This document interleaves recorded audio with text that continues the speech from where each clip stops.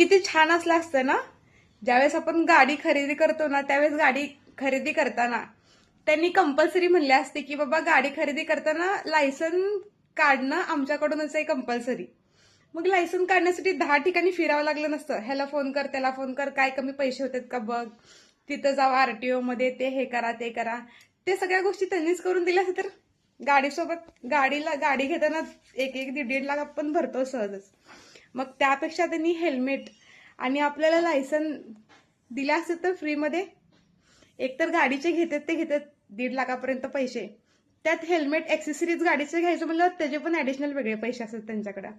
मग तेवढेच ऍडिशनल तुम्ही पैसे घेतात ना, मग लायसन काढून पण देत चला. असं जर असलं असतं तर भारी असलं असतं. भारी असायला हवं पण, कारण लायसन असणं माणसाकडे लय महत्वाची गोष्ट आहे आणि लायसन असावं लागते. त्यामुळे त्यांनीच काढून द्यायला पाहिजे होतं.